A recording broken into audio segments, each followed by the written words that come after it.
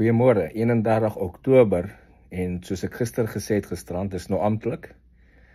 Daar's 'n cap geplaas op die refugee program vir die fiscal year van 2026 wat nou hierdie maand begin het, begin van Oktober tot einde September 2026. En hy cap is 7500 refugees vir inkom in Amerika in van enige plek. Maar die letter sê ook dat Afrikaners die hoogste prioriteit gaan kry. Met ander woorde, die meeste van hy slot sal deur Suid-Afrika mense gebruik word. En soos ek op die ander video gesê het, onthou, dis vir die finansiële jaar. Daar's nog 'n finansiële jaar na die en nog een en nog een en nog een.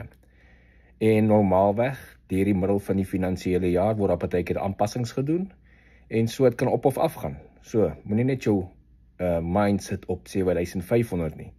En skielik, van die mense iets uitgekom het oornag, is daar begin die blame game. Typiese blame game. Ek verstaan nie daai punt nie.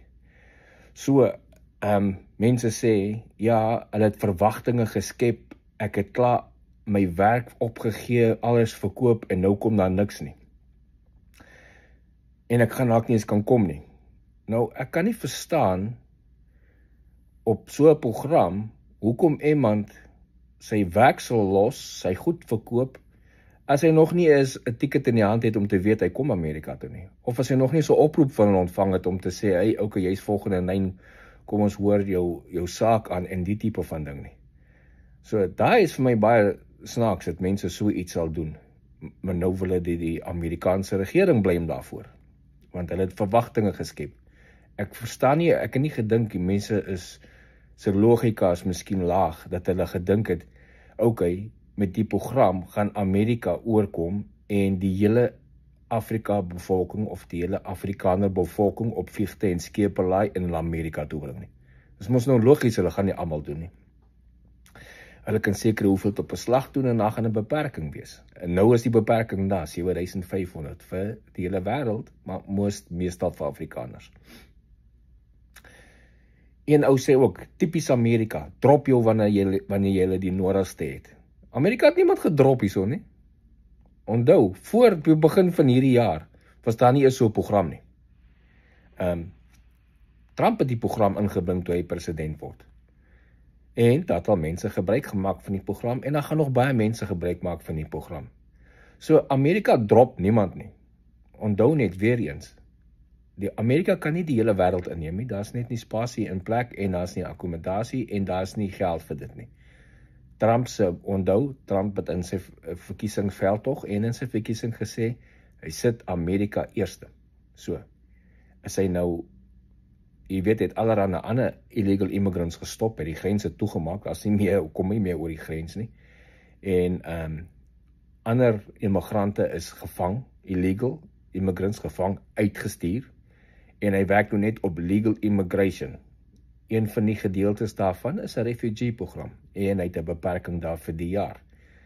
So, maak gebruik van die beperking wat hy het, of van die program wat hy het, om die Amerikaanse regering te blame, ja, maar hulle drop ons, kom nou man.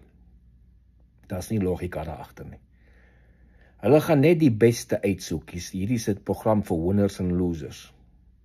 Ek weet nie waar jy in daai idee kom, of daai opinie kom nie, maar die proses is aan die gang, mense gaan geïnterview word, daar sal mense geïnterview van alle ouderdomme, en van alle backgrounds, van arm en van ryk, en daar sal mense wat van al die verskillende backgrounds in Amerika is, en so ook verder.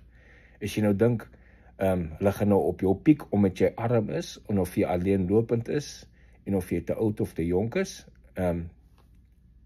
dan moet jy dalk nie aansoek doen nie, want obviously het jy klaar 'n negatiewe mindset met het gaan tog nie vir my werk nie.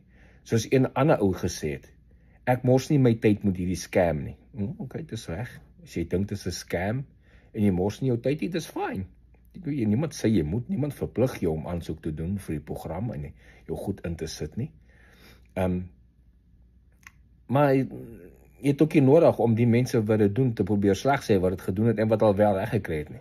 Daai verstaan ek ook nie, dis maar lyk met die mentaliteit van ons volkie, dat is iets nie vir jou inpas by jou saak presies soos jy het wil hê nie, dan is dit 'n ander ou se skuld. Altyd 'n ander ou se skuld en ons moet ander mense blame en ons moet ander mense sleg maak daarmee. So, as dit nie vir jou is nie, is dit nie vir jou nie. Dis fyn, dis geen probleem nie. Maar as jy die wat graag wil, nou weet ons, daar's mense wat rarig hierdie program kan gebruik en Amerika toe kom en vir hulle beter lewe maak. Daai mense gaan asseblief voort. Moenie vir hierdie naysayers en hierdie negatiewe mense se goed val nie. Gister hoor ek weer op een van my ander komment op iets van my gehoor het, dat iemand was in Amerika en het teruggetrek Suid-Afrika toe, want hulle kan nie aanvaar dat die skole hier, almal die skole hier so is, die kinders het seks in skole en gebruik drugs en al die bevinding en dan seks in die gemeenskaplike badkamers en alles. Dis hoekom my maar terugkom Suid-Afrika toe. Moet asseblief nie daai ou liegstories glo nie. Weet jy waar hy het gekry het nie. Kinders was definitief in 'n verkeerde skool. By ons, ek het nog nie een skool hier gesien waar ons is, of van ander skole wat gemeenskaplike badkamers het, waar kinders mag seks hê nie. Of agteraf nie. Nou jy ken kinders. Ons op skool was, mense het kanse gevat, in hulle pa se kar, of agter die paviljoen of iewerste, maar definitief nie die skool nie. So, nee, dit is nie 'n algemene ding nie. Daar's nie drugs op al die skole nie. Niks meer as wat jy sal kry in 'n Suid-Afrikaanse skool nie. Jy weet, kinders is kinders, hulle gaan hulle joint wegsteek iewerste en agter die paviljoen rook. Ons het dit gedoen in die 70s en die 80s en oralste in Suid-Afrika nog steeds. So, maar dis nie 'n algemene ding nie. So, iemand soos daai wat sulke uitsprake maak, moenie dat dit jou bang maak nie, want hulle ruk die dam onder die een se poepel uit. En dis regtig van die pad af. Dis verdraaide informasie om veer te saai. So die wat so die blame game begin het, mos jou asem. Die wat nog regtig die program gaan gebruik, onthou soos ek gister gesê het in die ander video, 7500 is vir die wêreld. Die meeste mense gaan Afrika refugees wees of Afrikaner refugees wees van daai program. So onthou, dis 650 en meer elke maand wat hulle moet inbring. Daar is nog net 400 in Amerika, so jou kanse is nog steeds baie goed. Gaan deur die proses, wees geduldig, moenie jou goed verkoop, jou jobs verloor of weggee, tot jy nie daai kaartjie in jou hand het en sê, ok, ek is op pad om te kom nie. Moenie dit doen nie, want enigiets kan gebeur. Die program kan op een dag net gesê, ok, stop, vandag is dit gestop. So, moenie iets doen, irrasionaal doen soos dit, voor jy nie weet, ok, het ek my kaartjie en ek klim volgende week op 'n vliegtuig nie.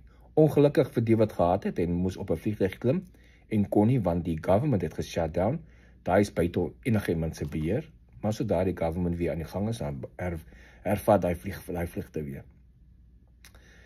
Dis dan al wat ek van vandag sê, hou moed, wees sterk, wees positief, die wat die program wil maak, julle gaan definitief sukses daarvan maak, en wees net positief. Sien julle later, baie dankie.